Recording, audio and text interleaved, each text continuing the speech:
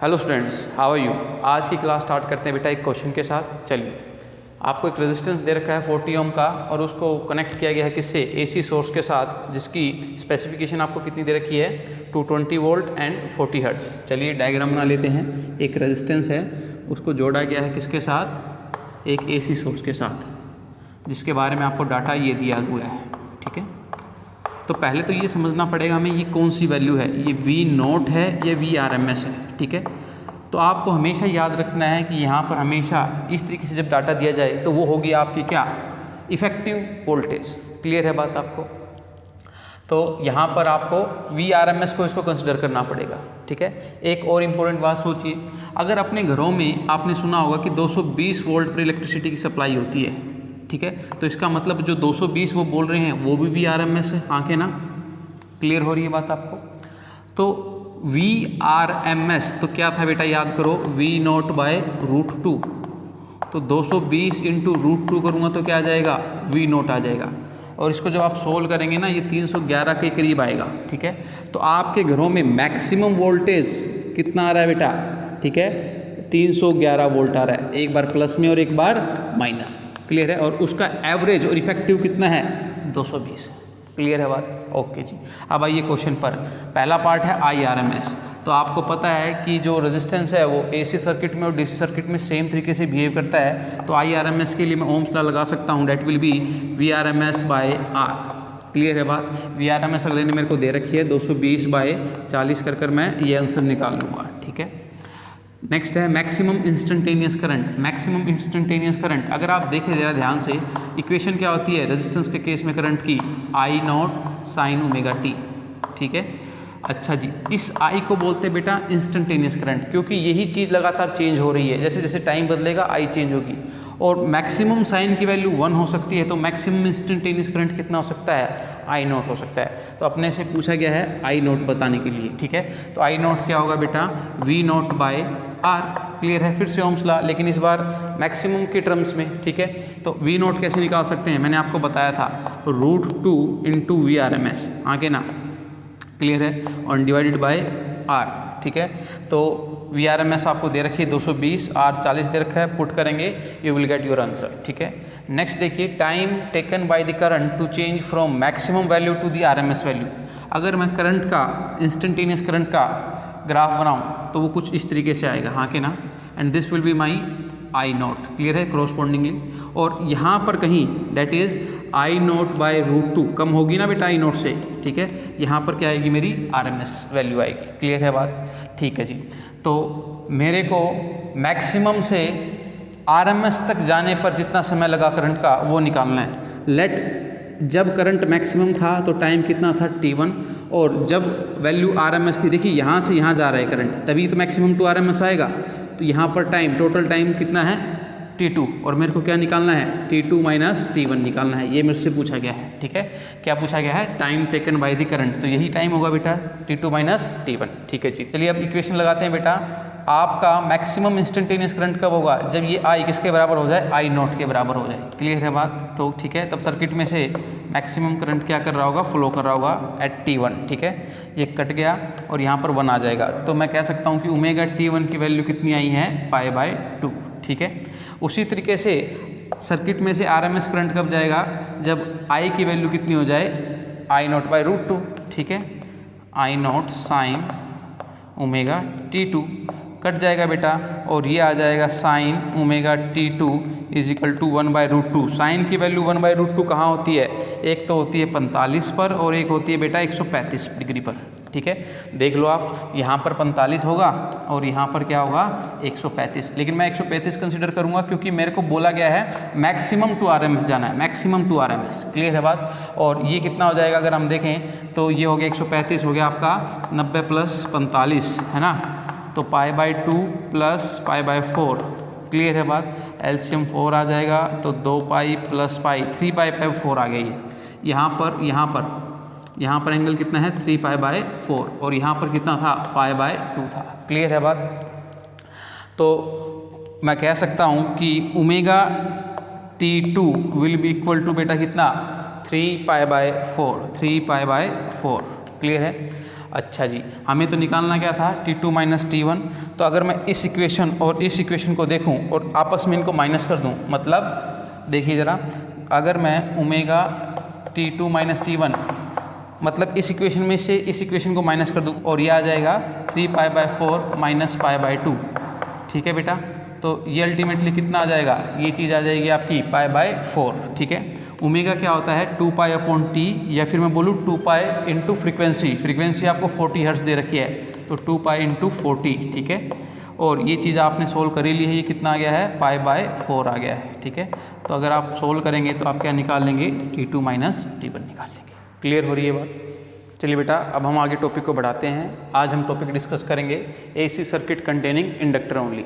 आपके पास एक इंडक्टर है जिसकी इंडक्टेंस सेल्फ इंडक्टेंस L है, उसको आपने एक AC सोर्स के साथ अटैच कर दिया है, और AC सोर्स की जो इक्वेशन है वो क्या है, V = V0 sin ω/t। ठीक है, देखिए अल्टीमेटली इस वायर का अपना एक रेजिस्टेंस भी होगा। ठीक है, परंतु मैं उस रेजिस्टेंस को क्या कर रहा हूँ, नेगलेक्ट कर रहा हूँ, मैं प्योर इंडक्टर लेकर चल रहा हूँ। क्लियर है, क्योंकि यहाँ पर मैं इस बात में इंटरेस्टेड हूँ कि एक प्योर इंडक्टर सर्किट में किस तरीके से बिहेव करता है। ठीक है, तो इसका रेजिस्टेंस क्या मान लिया गया है, 0। ठीक है, अब देखो V = V0 sin ω/t है वोल्टेज की इक्वेशन।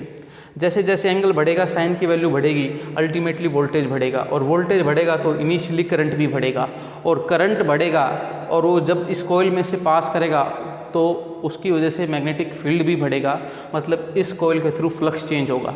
ठीक है, और अब इस कॉइल में एक करंट इंड्यूस होगा जो कि उस बढ़ते हुए मैग्नेटिक फील्ड का क्या करे, अपोज करे। क्लियर है बात। देखिए करंट स्टार्टिंग में लेट इस तरफ मूव कर रहा है, तो आप देखेंगे कि करंट कुछ इस तरीके से होगा, है ना, तो मैग्नेटिक फील्ड इस डायरेक्शन में बढ़ेगी, तो इंड्यूस करंट आएगा, उसकी वजह से मैग्नेटिक फील्ड की डायरेक्शन ऐसे होनी चाहिए।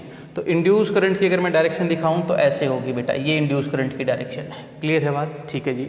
अब इंड्यूस करंट की वजह से इसमें एक EMF इंड्यूस होगा, and that will be equal to what बेटा, -L di/dt। ये हमने पीछे डिस्कस किया हुआ है लास्ट पार्ट में। ठीक है, इस माइनस साइन का मतलब क्या है बेटा, कि जो इंड्यूस EMF होगा वो अपोज करेगा इस बढ़ते हुए करंट का। क्लियर है बात।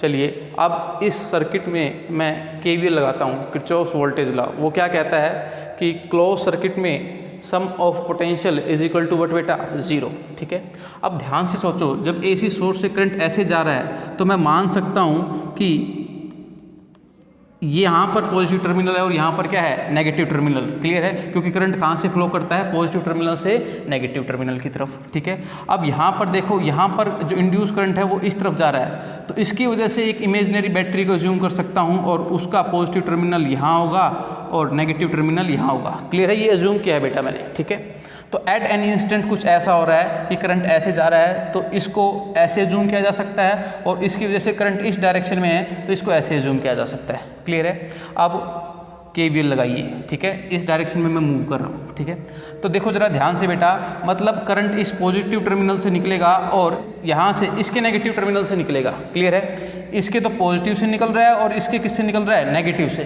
क्लियर हो रही है बात आपको।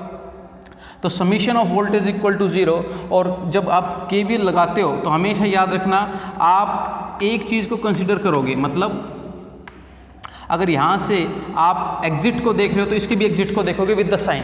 ठीक है, तो यहाँ पर तो पॉजिटिव साइन हो गया और यहाँ पर क्या हो गया, नेगेटिव साइन। तो V माइनस मैग्नीट्यूड कितना है, L di/dt। ये नेगेटिव साइन तो करंट की डायरेक्शन बता रहा था सिर्फ, उसको दोबारा कंसिडर मत कर लेना यहाँ पर। तो V minus L di/dt is equal to 0, क्योंकि सर्किट कंप्लीट हो गया, उसमें और कोई डिवाइस या फिर कोई और कंपोनेंट है ही नहीं। ठीक है, तो इसको इधर ले आओ, L di/dt, और V की वैल्यू को पुट कर दो V0 sin ω/t। dt को ऊपर ले जाओ बेटा और दोनों तरफ क्या कर दो, इंटीग्रेशन कर दो। L कांस्टेंट है, बाहर आ जाएगा, di का इंटीग्रेशन क्या होगा, I होगा। ठीक है, V0 कांस्टेंट है, बाहर आ जाएगा, sin ω/t का with respect to dt integration क्या होगा, माइनस cos ω/t/ω, और एक आएगा आपका इंटीग्रेशन कांस्टेंट। ठीक है, अब बेटा ध्यान से देखो, अगर मैं L को नीचे ले आऊँ, ठीक है, तो यहाँ पर हो जाएगा V0/L और यहाँ पर आ जाएगा C/L। वो भी एक अपने आप में कांस्टेंट होगा। ठीक है, क्योंकि L भी कांस्टेंट है। अब नोटिस करो, आपके पास कुछ इक्वेशन ऐसी आ जाएगी, यहाँ पर L आ गया और यहाँ पर L आ गया, उसको लेट मैंने C' लिख दिया। क्लियर है बात। अब याद करो क्लास 11th को, अगर यहाँ पर करंट है तो इस साइड भी क्या होना चाहिए, करंट। और आपको ये पता है कि करंट में करंट ही जुड़ सकता है, मतलब C' की भी डायमेंशन क्या होनी चाहिए, आपकी करंट वाली होनी चाहिए। ठीक है, परंतु यहाँ पर जो करंट आया है वो साइनसॉइडली वेरी कर रहा है और ये चीज़ क्या है, कांस्टेंट है, ठीक है। ऐसा पॉसिबल नहीं है, तो सी डैश को क्या होना पड़ेगा बेटा, 0 होना पड़ेगा। तो आई कितना आ गया मेरे पास, V naught by omega L minus cos omega t, ये ओमेगा मैं आगे ले गया हूँ। क्लियर है बात? ओके जी। अब ध्यान से देखो, थोड़ा सा मैथ लगाएंगे हम। Sine pi by 2 minus theta क्या होता है, कोस थीटा होता है। क्लियर है बात आपको? अगर मैं दोनों तरफ माइनस लगा दूँ तो कोई दिक्कत वाली बात नहीं है, ठीक है जी। और आपको ये भी पता है कि साइन ऑफ माइनस थीटा किसके बराबर होता है, माइनस ऑफ साइन थीटा के बराबर होता है। क्लियर है? मतलब मैं ये माइनस साइन अंदर ले जा सकता हूँ। देख लीजिए, ये वाली कंडीशन मेरे को गिवन है, मैं ऐसे लिख सकता हूँ। तो ये माइनस का साइन अंदर लेके जाऊँगा तो थीटा पॉजिटिव हो जाएगा, ये क्या हो जाएगा, माइनस पाई बाई 2, ठीक है। एंड इधर क्या रहेगा, माइनस कोस थीटा। मैंने कुछ नहीं किया, दोबारा से बता रहा हूँ कि ये चीज़ किसके बराबर होती है, कोस थीटा के बराबर होती है। दोनों तरफ माइनस से मल्टीप्लाई कर दिया है, ठीक है। और साइन ऑफ माइनस थीटा किसके बराबर होता है, माइनस साइन थीटा के। तो ये चीज़ मेरे पास है, देखो, और ऐसे मैं लिखना चाहता हूँ तो मैं माइनस को अंदर मल्टीप्लाई कर रहा हूँ, ठीक है। तो थीटा पॉजिटिव हो जाएगा और ये क्या हो जाएगा, minus pi by 2 is equal to minus cos theta. तो ये चीज़ को मैं ऐसे चेंज कर सकता हूँ। क्लियर है कि नहीं बात आप? तो ये इक्वेशन आपके पास आ गई बेटा। तो अब मैं इसको क्या लिख सकता हूँ, I is equal to I naught sine omega t minus pi by 2, ठीक है। This is I naught. Clear है? मैक्सिमम और पीक करंट। क्लियर है? नोट करें, यहाँ पर वोल्टेज सप्लाई क्या थी, V naught sine omega t, और यहाँ पर ओमेगा टी में से क्या माइनस हो रहा है, पाई बाई 2। मतलब वोल्टेज लीड कर रही है करंट से पाई बाई 2। क्लियर है? पाई बाई 2 पीछे है करंट वोल्टेज से। कौन से सर्किट में बेटा, इंडक्टर वाले सर्किट में, ठीक है। When connected to the AC source. Omega L क्या आया है, अगर ध्यान से देखें, मैंने V naught by omega L को क्या लिख दिया है, आई नोट, ठीक है। तो आप ध्यान से देखो, ये आर का काम कर रहा है। वी नोट बाई आर क्या होता है, आई नोट होता है। तो omega L is the resistance over by the inductor in case of AC circuit. Clear हो रही है बात? तो अगर मैं इसका ग्राफ बनाऊँ, ध्यान से देखें आप। चलिए इसी चीज़ को अगर मैं फेजर पर दिखाऊँ बेटा, तो वोल्टेज अगर यहाँ पर है तो करंट यहाँ पर होगा, ठीक है। ये एरो बता रहा है कि करंट से वोल्टेज पाई बाई 2 क्या कर रहा है, लीड कर रहा है। क्लियर हो रही है बात आपको?